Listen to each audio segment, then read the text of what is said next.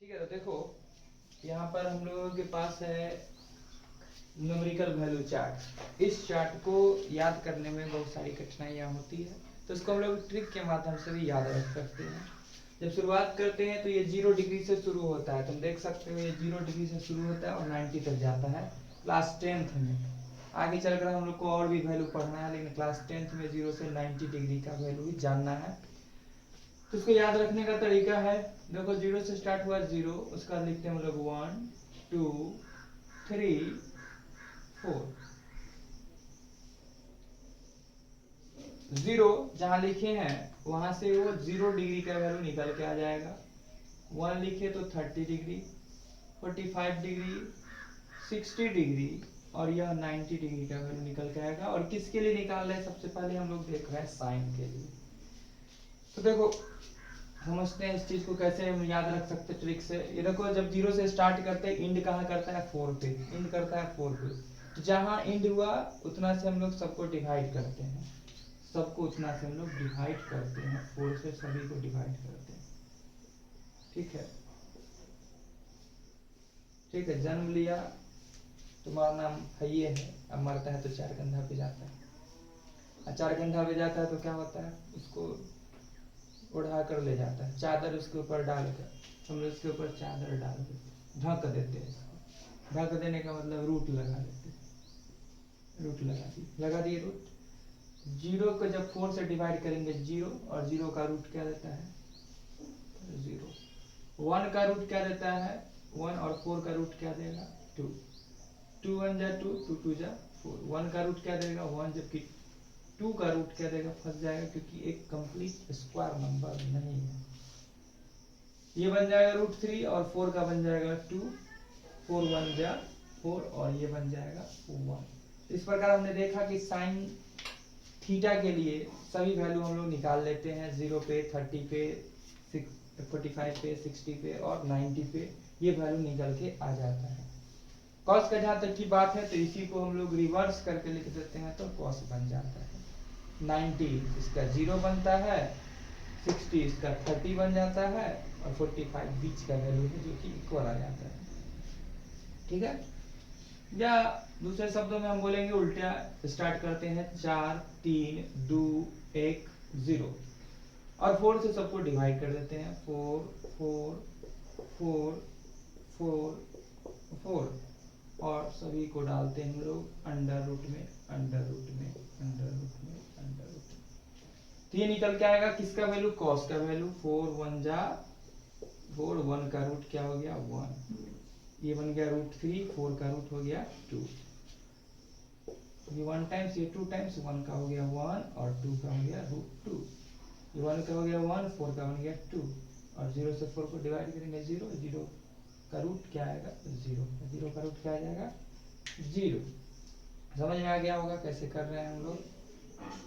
अब बात करते हैं टेन का। तो टेन का क्या है, बस हम लोग ये पढ़े हैं फॉर्मूला कि tan theta is equal to होता है sine theta by cos theta. यानी अगर हम लोग 0 डिग्री निकालेंगे तो क्या करेंगे, साइन 0 का वैल्यू रखेंगे और कॉस 0 का वैल्यू रख करके डिवाइड कर देंगे।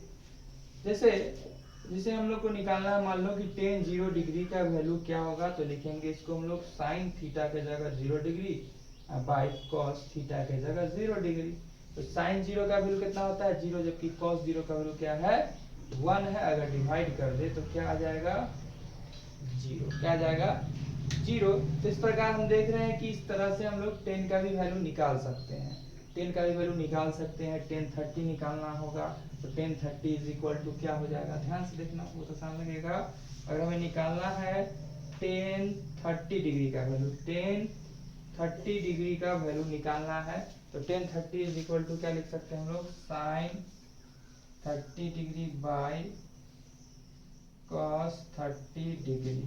तो साइन 30 का वैल्यू क्या निकाले हम लोग 1/2 निकाले हैं, 1/2 डिवाइडेड बाय कॉस 30 का वैल्यू क्या निकाले हम लोग √3/2, यानी कि 1/2 मल्टीप्लाई 2/√3, 2 से 2 कैंसिल हो जाता है और बन जाता है 1/√3।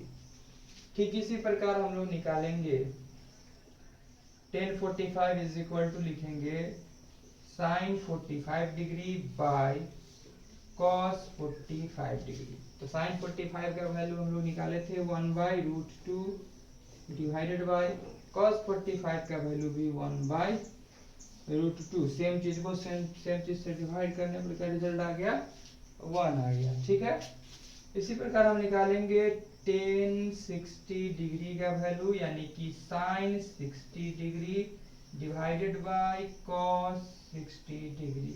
साइन 60 का वैल्यू क्या निकाले थे हम लोग, √3/2 डिवाइडेड बाय कॉस 60 का वैल्यू क्या निकाले हम लोग, 1/2। तो हो गया √3/2 मल्टीप्लाई 2/1, 2 से 2 कैंसिल, √3 को 1 से डिवाइड करेंगे √3। ठीक इसी प्रकार हम निकालेंगे टेन 90 डिग्री का वैल्यू, यानी कि sine 90 degree divided by cos 90 degree. Sine 90 का वैल्यू कितना आया था, 1 आया था, और कॉस 90 का वैल्यू 0, 0 से 1 में डिवाइड करेंगे क्या आएगा, नॉट डिफाइन। तो इस प्रकार हम लोग देख रहे हैं कि साइन कॉस और टेन का वैल्यू आराम से निकाल लिए। अब बच जाता है तुम्हारा कॉसेक, सेक और कॉट।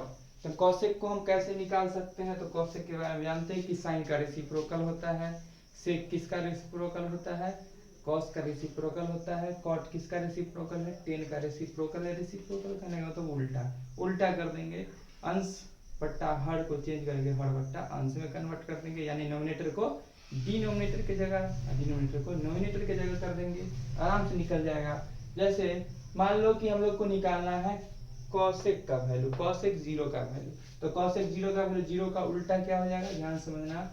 0 का उल्टा, 0 का मतलब होता है 0/1, 0/2, 0/3, कुछ भी। इसका उल्टा 1/0 करेंगे तो क्या आएगा, नॉट डिफाइन आएगा। देख सकते हो नॉट डिफाइन है। तो यह चीज हम पहले ही क्लियर कर चुके हैं, इससे पहले जो वीडियो बनाए थे उसमें। यह ट्रिक के माध्यम से भी हम लोग एक लाइन याद रखते हैं तो सारा वैल्यू खुद ब खुद पता चल जाता है, क्योंकि साइन जैसे लिखते हैं इसी को उल्टा करके लिख देते हैं। इसका 90 उसका 0, इसका 60 उसका 30, इसका 45 उसका 45, और इसका कौन सा वैल्यू, अगर 30 है तो उसका 60 बनता है, अगर इसका 0 है तो उसका 90 बनता है, बस उल्टा। इसी लाइन को हम लोग पलट कर लिख देते इधर का उधर, तो बन जाता है कॉस का, और tan theta is equal to होता है साइन थीटा बट्टा कॉस थीटा। उसके थ्रू हमने निकाल लिया, और सब वैल्यू जो भी था वो रेसिप्रोकल के थ्रू निकाल लिया। तो उम्मीद करते समझ में आ गया होगा, तो चलो इसको कर लो नोट।